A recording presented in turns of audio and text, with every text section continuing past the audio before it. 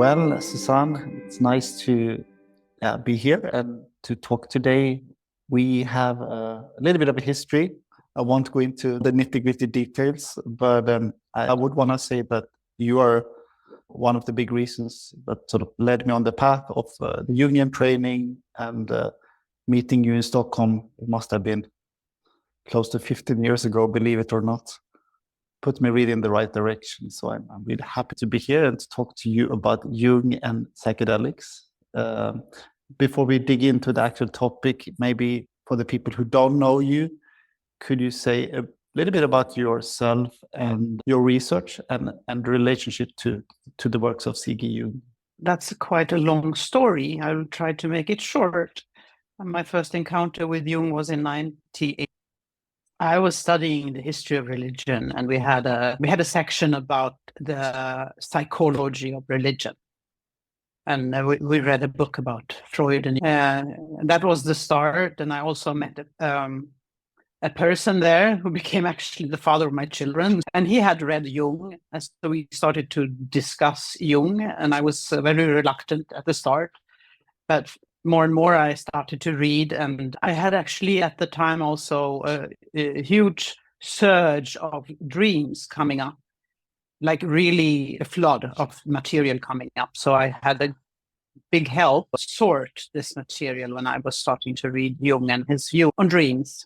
So how did you then go from just being interested in reading Jung and having Jung help you in your own process to researching and writing and all the things that you've been involved with Jung in the last decades? I wanted to write my scientific essays and my papers at the university on Jung, and I got a lot of resistance. He was considered, and it's still considered, of course, as new agey and not scientific and not somebody you write about in a serious way. So I was very triggered by that, and I wanted to find out the reasons why he was considered unscientific. So I became interested in the concept of science. What is science? If I feel that I get a perspective that really helps me to live my life, and then on the other hand, this is called unscientific, I get puzzled. So what is science? If it's not something real, that some kind of knowledge that is real and empirically valid and that really has an effect on your life. The people who know you in the Jungian field, they know you for what you've been writing and the research you've done, mostly, I think, on Wolfgang Pauli. How did he come into the picture? Yeah, exactly from that point, because my first project was to make some kind of scientific work on arguments pro and contra Jung, to find people who said that Jung was unscientific and why. The arguments, and then I wanted to see, is there anybody who has said something differently, like that Jung's perspective is scientific. And I found some kind of small footnote somewhere, I don't really remember, where it said something of the kind that the physicist Wolfgang Pauli had said that Jung's approach to psychology is akin to the modern scientific view. And I got really interested. Who is this guy, Pauli? I never heard about him. So I started to try to find out something about him. And from there on, things started to happen. Actually, there was an historian in the United States who had written an essay where he posed the question, why has nobody investigated the fact that Pauli, the physicist, well known for his critical mind, published a little book together with Carl Gustav Jung? Why hasn't anybody written about this? And I said, this I will write about. Great. Yeah. Well, then you also done the work for the Philemon Foundation. Can you say something short about that before we move into psychedelics? That was also, of course, an effect of me writing my dissertation on Pauli and Jung, and it being then also luckily published in English. The universe has been very helpful in that respect. And I actually got in touch with the Philemon Foundation because I had another project where I was writing about the history of psychotherapy in Sweden. And I looked into the Swedish pioneer called Paul Bjerre. And he had a correspondence with Jung and had a lot to do with Jung during a period. And then I contacted Philemon to ask if they were interested in this material, because, of course, their objective is to publish everything that Jung has ever written. So I was invited to Toronto to a conference to give a lecture on the relationship between Bjerre and Jung. And at that event, I was asked if I would like to, instead of doing something about this Bjerre and Jung thing, to edit the seminars that Jung gave in 1936 and 1937 in the United States, which are based on Pauli's dreams. And this was 2008. And I said, yes, I want to do that. Beautiful. And 2008, and forwarding to our time, how did it come that you turned some of your attention to Jung and psychedelics? Yeah, it's also really interesting, but because one path is the work. Today, I'm a licensed psychotherapist. I've been working as a psychotherapist since 2006, something like that. And I have been specializing in working with trauma more and deep diving into new research around trauma and trauma treatment. So I've been working at specialist clinics where we work with severely traumatized, complex traumatized people. And in this connection, I was introduced to psychedelic treatments. So that was the clinical path for me to go into that sphere, and the new research being done about the effects of the psychedelic treatments and what these psychedelics are actually helping with, what they are actually able to do in a therapeutic treatment model. And of course, the name Aldous Huxley came up because he's one of the first who has written about, who wrote about psychedelic experiences. And then I was reminded that a couple of years ago, I was still into more Pauli and Pauli's view on the importance of symbols. And there were some letters published between Pauli and Aldous Huxley. And I was intrigued. At the time, I didn't have enough time to really go into it. So I wrote a little paper, and I gave also a speech on the Pauli-Huxley correspondence about symbols, where they had very different views on symbols. And then I left that, and I didn't have time to pursue that. And then suddenly it came back to me, oh yeah, Pauli had a correspondence with Huxley. And Huxley, he did psychedelics. Did Pauli know about that? Did they ever talk about that? And did Jung know about that? Did Jung had an interest in Huxley? So I started to look into all the references. And then I found this interesting letter from Jung to Victor White, where Victor White writes to Jung that he is thinking about trying psychedelic. And Jung responds, oh, a very long, interesting letter about what he thinks about psychedelics. And he also mentions Aldous Huxley in this letter. Is this the first time that Jung speaks about or writes about psychedelics, as you found, or? So I wouldn't say that I know everything that Jung has written, because I haven't had the time to really do proper research. But this must be one of the first things that he writes, if there isn't still unpublished stuff about this. Mm. And that letter, can you say something? What is Jung's attitude at that time? And that's in the 50s, or is it 40s? Yes, it's in the 50s.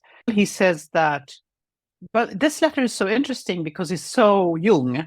It's ambiguous. It's both that he is curious about it, but also very precautious, and saying that the substances are opening up the doors of the unconscious. And do you really want to have that much information? Can you integrate it? Should you really want to have too much of this information? Beware of what you want. He's really warning White to open the doors too quickly and too widely, because his attitude is that it's the information that you get through active imagination and dreams, that's quite a mouthful already. So work with that. So there he's rather skeptic, and you can find that in most of the things that I found that he has written about it, that he has this cautious attitude, but also this curious attitude of he wants to know more.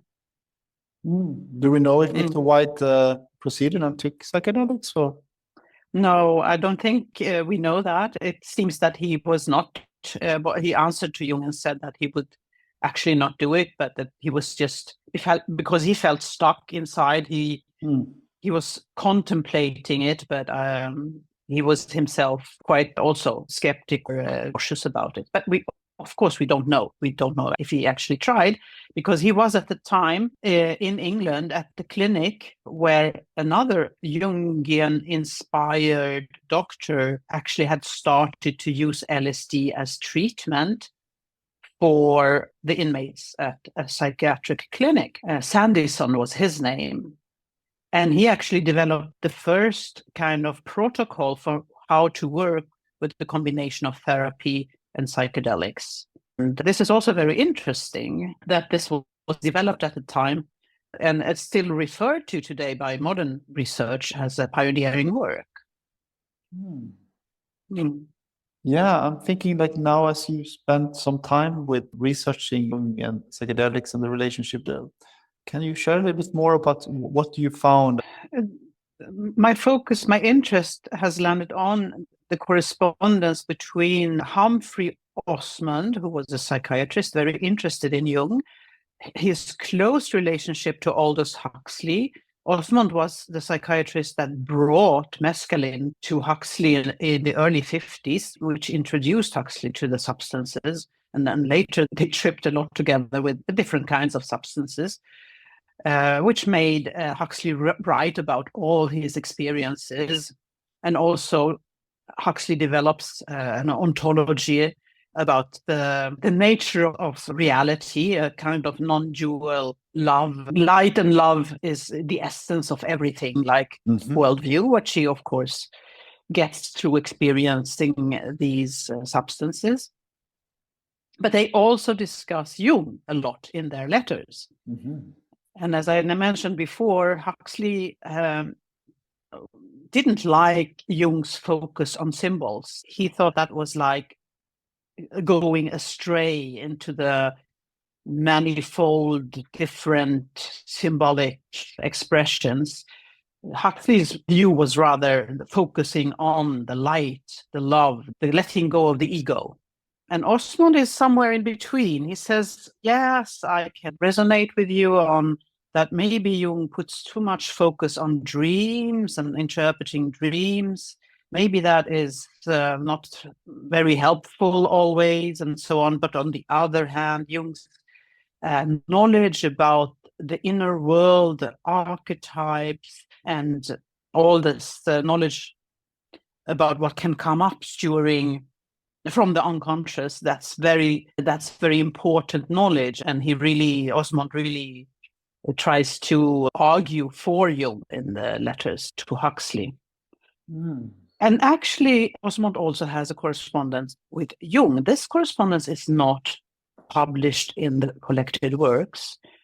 I think one letter maybe, but these letters are referred to in the correspondence between Huxley and Osmond. Osmond says that he has been in touch with Jung, and Jung would very much like Huxley to come and visit him in the 50s. Now, Huxley never visited Jung, but Osmond visited Jung in 1950 or 56. 56, I think, yes. And he tells about this visit to Huxley in a letter later in December. And he says that expresses a very great interest in the research that Osmond is presenting to Jung about these new substances, LSD and so on. And there is one passage in the letter from Osmond to Huxley that really grasped me, where Osmond says that Jung was actually, this is in 1956, Jung has, the year before he has published, maybe even in the same year, he has published his big work, Mysterium Conjunctionis, which is about alchemy. And Jung spent like 10 years or more working on that. And that he, according to Osmond, says that was, I will just cite what it says in the letter. When I met him, he said, "Do you think I have wasted my time with all this with alchemy and the unconscious and so on, if the chemical methods that are available now had existed. And he seemed very unlucky. This passage really grasped me. And he seemed very unlucky. Yeah. That when he said this, he was unlucky. Like unhappy? I think so. I'm not sure how to interpret that last. Maybe it's a comment from Osmond that Jung was unlucky not to have lived during the time when the psychedelics existed as a treatment method. Maybe it could be a comment on that. I'm not sure. But anyway, that he would have said this, that he was pondering if he had wasted his time doing all this work about the unconscious when the psychedelics give you such an easy, quick access to it. So that was really, it took me, of course, I don't know if Jung really said this, but I have no suspicion that Osmond would like make it up or so. So it's probably the truth. And Osmond went, so he went to Zurich. He met him in Kusnacht, we think, or yes, for an afternoon or a day. It seemed to have been an afternoon, yes. Yeah. Did he bring some? Did he bring some substances? It doesn't say. It doesn't say. Mm. And where are the letters from the correspondence between Osmond and Jung to be found? It's a book called Psychedelic Prophets, The Letters of Aldous Huxley and Humphrey Osmond. And is it a good read? And for me, it was. It seems like it. I'm thinking, but I also think about. I was just curious about the letters that has not been published. You said between Jung and Osmond. There must be letters. And one letter, I think, is published in the collected letters, but there must be more. You mean in the archives? Yes. Yeah. Yes. Okay. And this is 1956, you said? Yes, 56. Okay, after Emma had died, and he was. Yes. And also, but the same year he wrote the Undiscovered Self or Gegenwart und Zukunft. Yes. Okay. Yeah. And is there anything, I'm thinking also, what more have you found in your research? Is it, I understand that you've been focusing mostly on the Huxley connection. At the moment, I cannot come to think of something specific around that. I think that what would Jung have thought about what is happening today? I think that he would still be a proponent of that you need to integrate what is coming up. I think what he writes in the letter to Victor White is still valid, I would think, for Jung, that the material that becomes accessible with the help of psychedelics must be integrated and worked with. It's not the substances in themselves that are healing, but it's the whole, of course, setting and integration work to understand also the material that is coming up. That's what he emphasizes in his letters. This careful, cautious, integrative approach. Yes, and I would say that there are still different schools. And some researchers say that it's enough to take the substance; it will dissolve your priors, and you will be freed from your anxiety. And the other path that says, no, it's not that easy. We need to work with the material. We need to work with a long therapy, with building the alliance and working therapeutically with the material. That's two different interpretations or stances in today's psychedelic research, you'd say.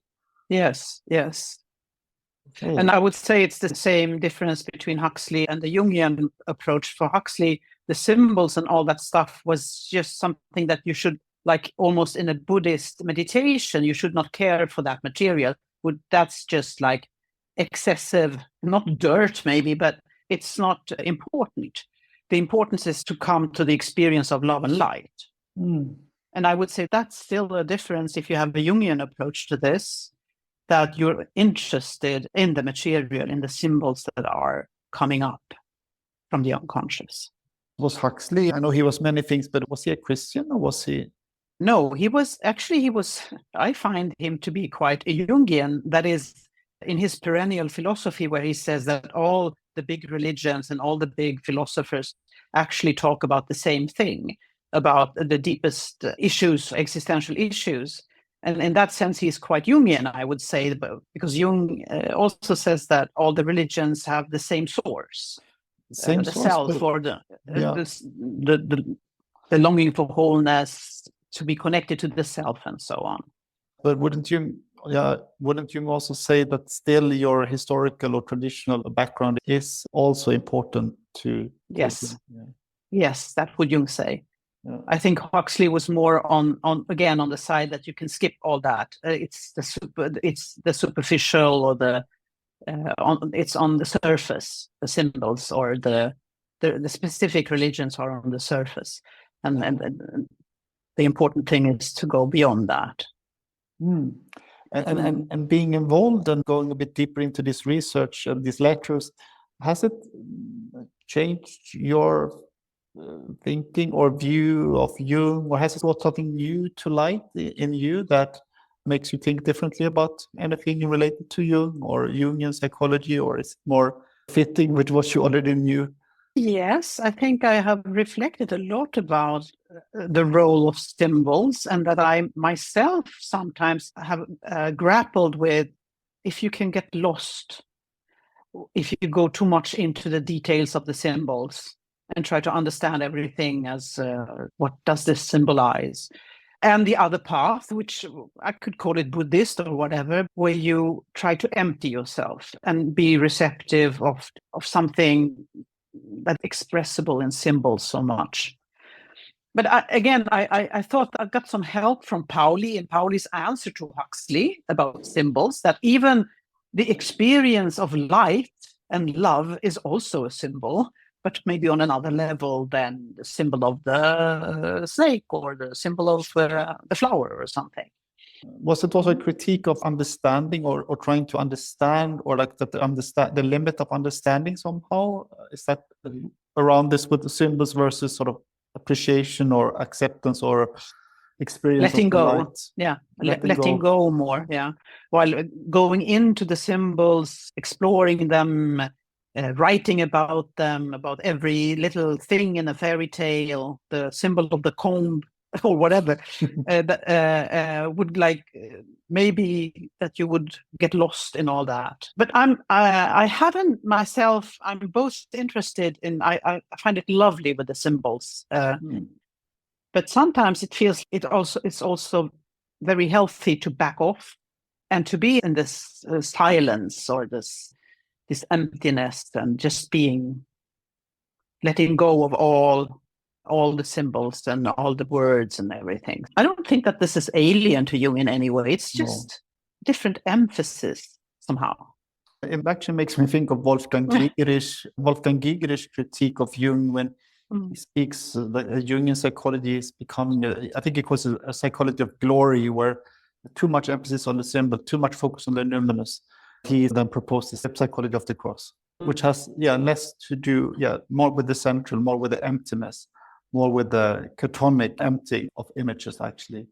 But I also thought it was very interesting, if I understood you, that this is still present in the discourse of psychedelic work today. The question about having the experience, is that what heals, or is it more the approach of working through and longer processes? If I understood you, that there is this two different attitudes to how to approach psychedelic healing. Yes. Something that I am struggling with, maybe struggling is too strong word, but that I'm pondering on is what I've got from my training in trauma is this interest in our nervous system, in the polyvagal theory, and the parasympathetic and the sympathetic nervous system, and how trauma gets stuck in the body, in as they say today, priors, bodily priors, which is something different from the priors that are on a higher level, which has to do with your concept of yourself and your story and your biography. This distinction between the bodily priors and what is stuck in the body and your concepts, this is very interesting to me. You cannot find this in Jung, but there is one passage in Mysterium Connexionis which is really puzzling, where he writes, he has talked about some alchemical thinker, I don't remember which one, where he then also says, which makes me like feel into how intuitive Jung was, and that he was on the path towards what we know today. He writes like this in Mysterium Conjunctionis. For just as a man has a body, which is no different in principle from that of an animal, so also his psychology as a whole, series of lower stories in which the specters from humanity's path epochs still dwell, then the animal souls from the age of Pithecanthropus, that's something, some prehistoric animal, and the hominids, then the psyche of the cold-blooded saurians, and deepest down of all, the transcendental mystery and paradox of the sympathetic and the parasympathetic psychoid processes. Mm. And I go, wow, tell me more, but I haven't found anything more. It's like a passage saying, here is the portal to the future research. The psychoid is, of course, this non-dual concept that Jung develops together with Paul, which is very much today talked about as the kind of ontology that we can resonate with modern physics and more, what else we know. Sometimes it's called panpsychism, but it's not actually panpsychism. It's a non-dual worldview. And Jung places the mystery of the parasympathetic and the sympathetic system close to the psychoid.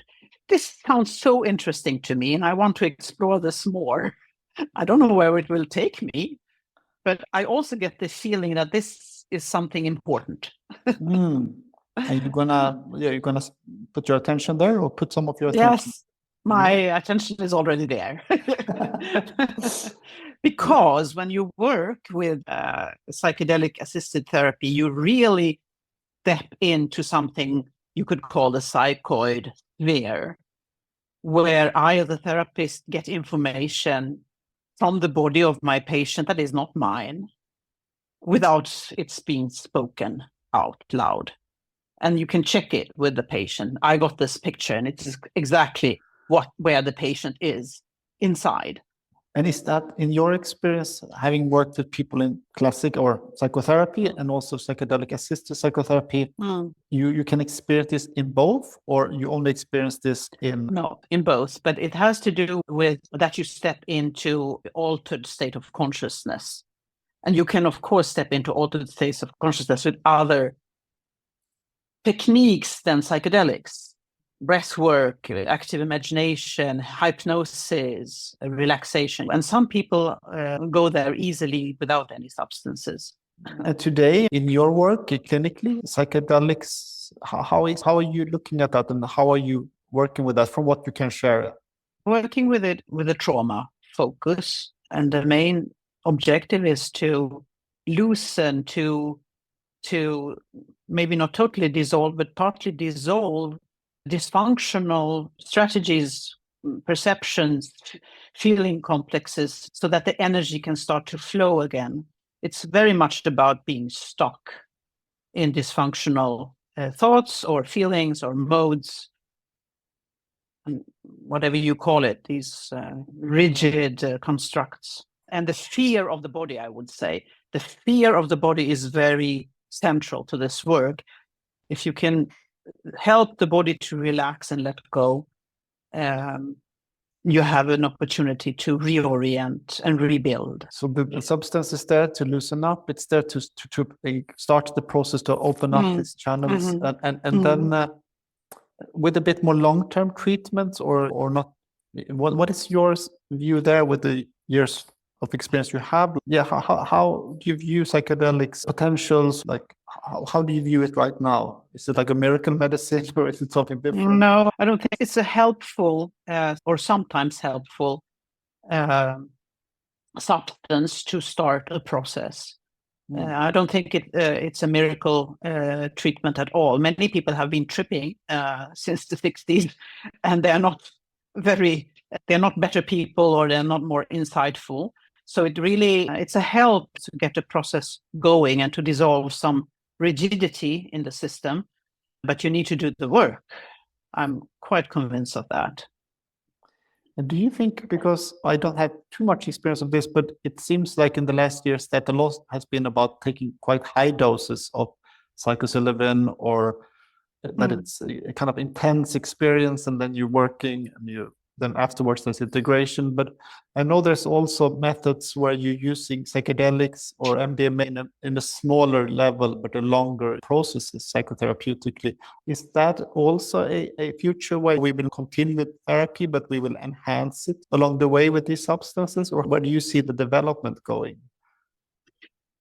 I personally believe more in the low dose approach, because if you take a high dose, you get high. You leave the body, actually. But when you work with trauma, you need to stay in the body. And with a low dose, you can go into your body. You can combine it with a mindful somatic method where you consciously go into your body and into your muscles, into your internal. And you can access information that seems to be located in your body. But you cannot do that if you take a high dose, because then you leave the body, and that could be a great or scary experience, but it's not really helpful for the work with the trauma in the body. So I believe in this low dose approach, where you use it, take enough that you can be like lucid inside your body and meet the trauma without being overwhelmed. And how could a process like that look, or if you would design it? Is it like a few months and every time you take a low dose, or is it just a few sessions? What is a good way of treating? That depends on the trauma and how severe the trauma is, how early the trauma is, how complex the trauma is. With a complex traumatization, usually you have a much longer treatment period, with many sessions with the substance that you use. For dissociation, for instance, there are indications that cannabis or ketamine are the preferred substances to use.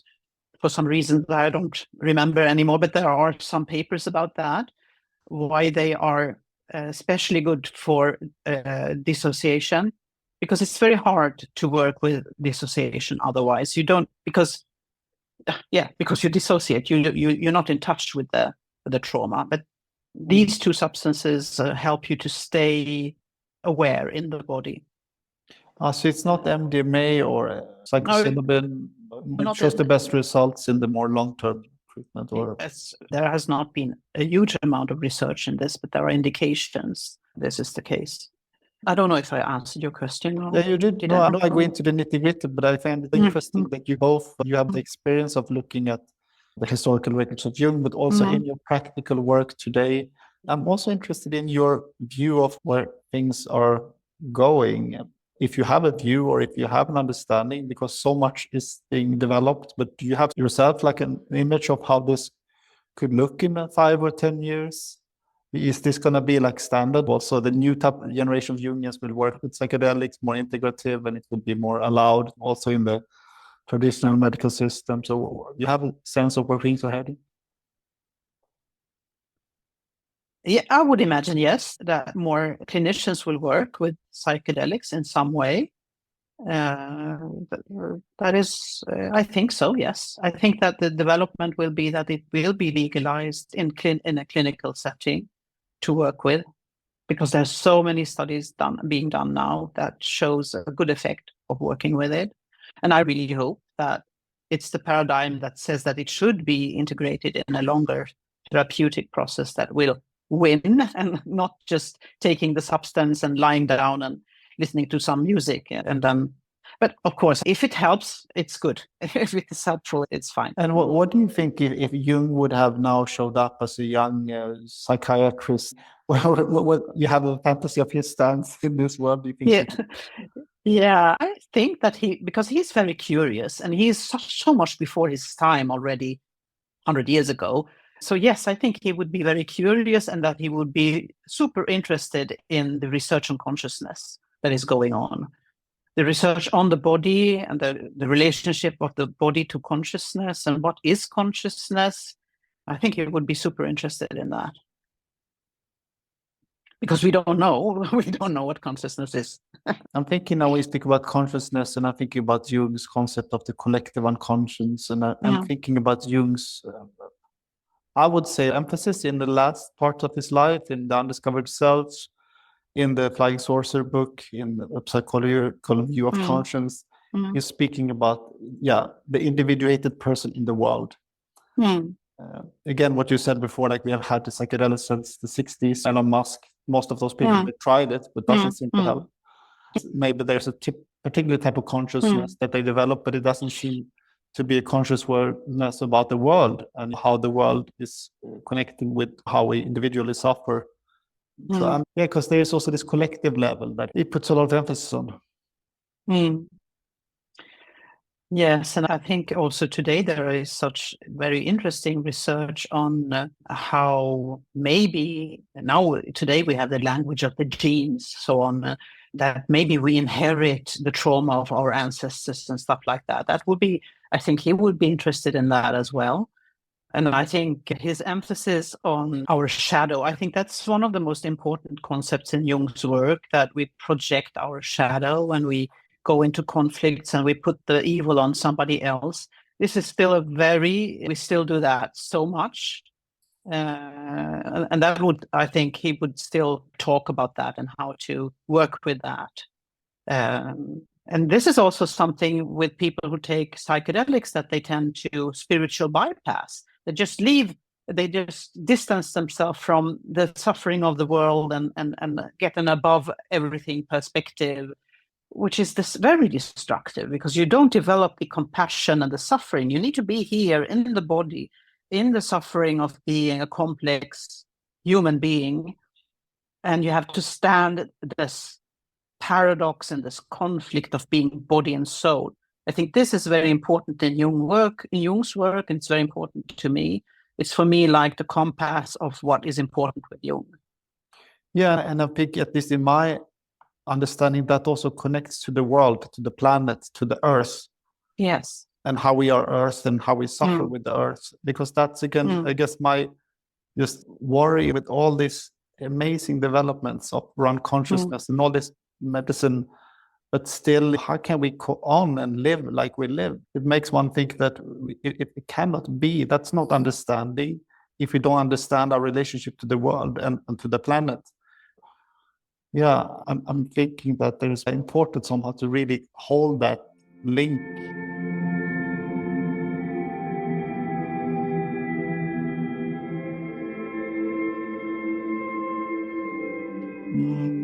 It's so interesting when you spoke of Huxley, and it's someone I personally read his novels when I was younger, but I was also reminded, I think, that in A Brave New World, the people are coming together and drinking a substance on a regular basis. The soma. The soma, yeah. What's happening there? The collective healing ritual of sorts that they repeat, or? Yes. This is very interesting, because in Brave New World, soma is actually something very destructive. It's a happiness drug, but that numbs you from being in reality. So it's a very dystopic view of drugs. And maybe you could compare it to the subscription of antidepressants that we excel in our time. A happiness drug that numbs us from feeling our feelings. And he contrasts that to, in his late novel, The Island, there is a substance called moksha, which is a different kind of drug, which is linked to awakening and to realize that all is one beyond all images. So you have this interesting development from soma to moksha in Huxley's writings. So The Island is one of his last novels. But I need to say one thing, because this is very nerdy and maybe not at all interesting, but to me it's interesting, is that I definitely got the feeling that Wolfgang Pauli changed Huxley's views on symbols. because he writes later on, it's a lecture that Huxley gives late in life, where he talks about Jung and symbols in a very positive way, contrasting to what he wrote earlier in his letters, or also in some of his books, where he says that this preoccupation with symbols is a delusion, or it's not the right way. So he shifts the way he writes about Jung and symbols after having this correspondence with Pauli in 1956. I find this highly interesting. So I would say Pauli changed his view on symbols. You mean he turned around completely to Jung's position, or more? He writes more like insightful, that even the concept of light is also a symbol. Exactly the words that Pauli writes to Huxley, that can't you see that even this, the feeling of all is one, is also a symbol? Huxley seems to really take this to heart and uses that in his late lecture about why are precious stones precious.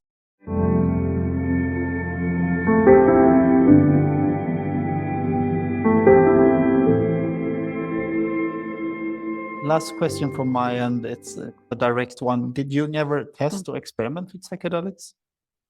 If Jung did? Yeah. Yes, that's a topic that is being discussed. He himself says no, but I'm not sure that he's honest. There are indications that he might have tried mescaline, which would not be strange.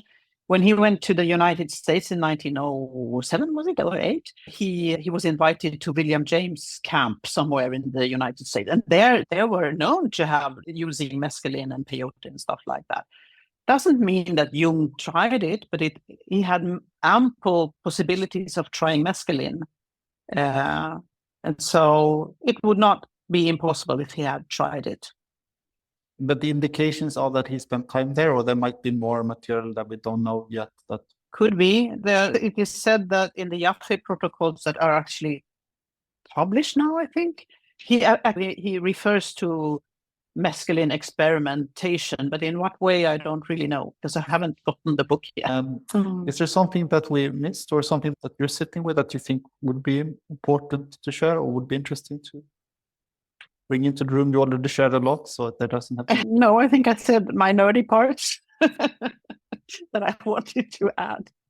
Yeah, no, yeah, it's been very interesting, and I'm gonna link to a few of those articles, hopefully, and maybe a letter if we can find it, and to the book of Huxley in the show notes. So, yeah, thank you so much for taking the time, and yeah. Thank you for inviting me. It has been a big pleasure to talk with you.